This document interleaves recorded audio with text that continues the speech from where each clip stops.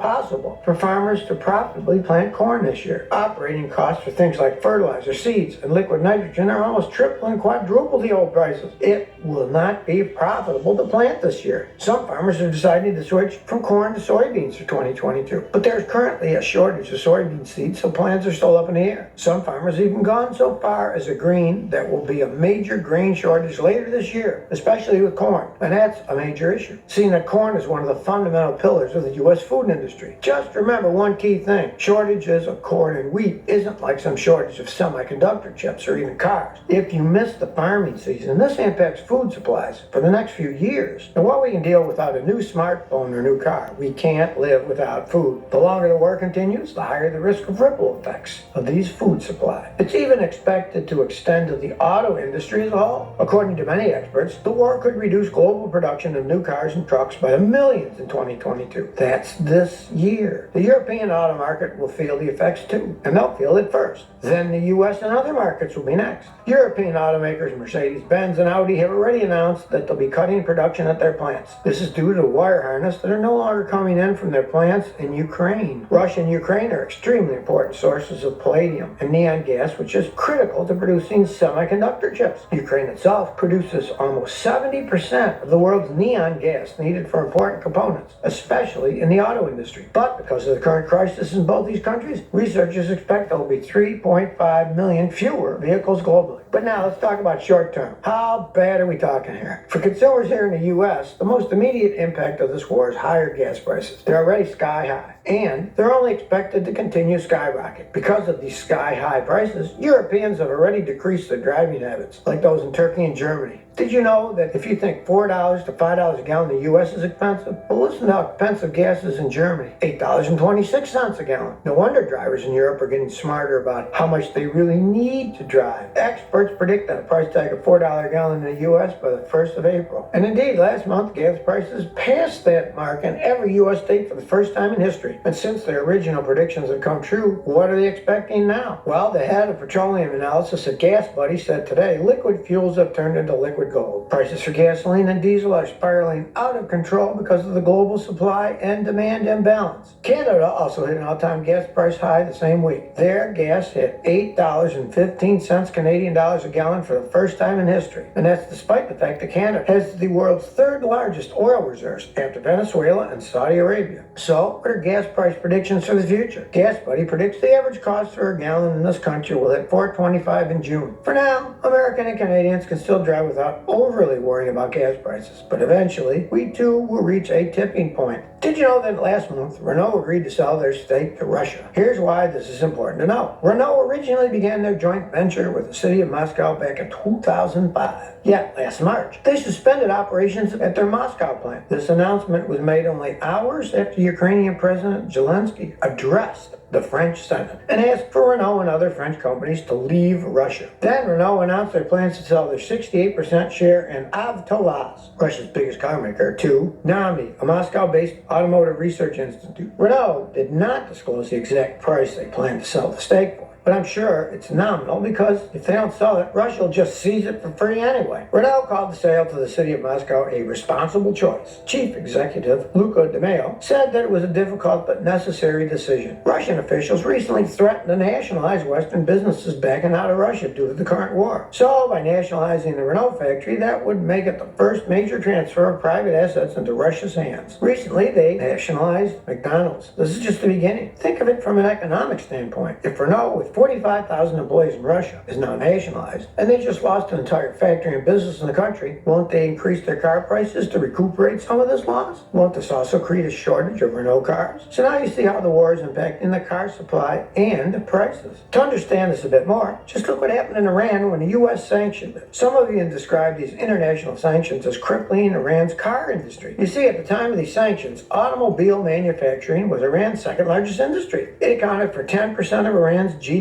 and 4% of its workforce. The only thing larger than the auto industry in Iran was the hydrocarbon industry. Some in Iran were expecting the sanctions for quite some time, so they got prepared for it. Iranian firms were able to work with with companies in Eastern Europe and the Persian Gulf to overcome some of the challenges of these sanctions. After these sanctions hit, from 2011 to 2013, Iran's production of cars dropped to more than half, from 1,420,000 a year to 624,750 a year. And at the same time, imported cars totaled 3.7 billion in 2013. That made up almost 12.6% of domestic production. But then came the late part of 2013. Nuclear negotiations moved into a new phase and sanctions were partially eased. And so in 2014, this downward trend was reversed. Production increased by a huge 53%. That's 736,948 total vehicles in 2013, up to 1,130,164 in 2014. And the Iranian auto industry as a whole grew 41% in April of the same year compared to the one prior. These sanctions also led to the sharp devaluation of the Iranian currency, a devaluation of more than 200% since the sanctions were reinforced. Because of this, the price of imported cars skyrocketed. And so many Iranian consumers turned to domestic cars. To produce a car in Iran cost about $2,500. The average imported car cost around $8,000. So you can understand the pull towards domestic cars and away from imports. In 2014, Iran produced 1.1 million vehicles, and you'll never guess how much of that ended up saving them. Almost $6 billion.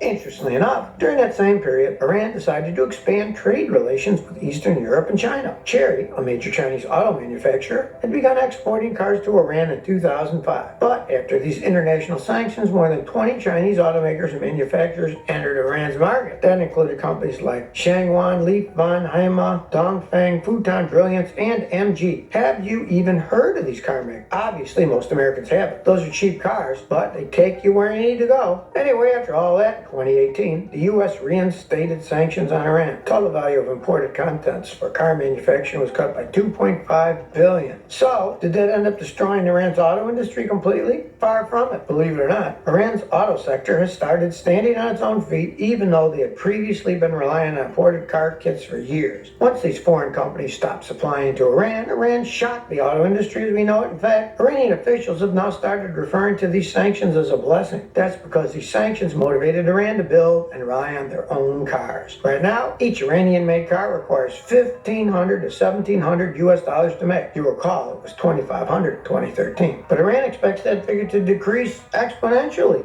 thanks to government support. In fact, an Iranian deputy industry minister recently stated that Iranian automakers would produce more than 1.3 million cars in 2021. That's a whole 50% jump in production, despite all the U.S. sanctions. And I predict a similar thing will happen to the Russian car industry. No, they won't drive BMW or Cadillacs because of sanctions, but now they'll start making Ladas for $1,500 or whatever. And they'll still drive them wherever they need to go. So really then, who's losing out as a result of sanctions? All foreign car makers who stop exporting to Russia at the end of the day are losing out in that market as global food shortages gets worse, and believe me, it will. Think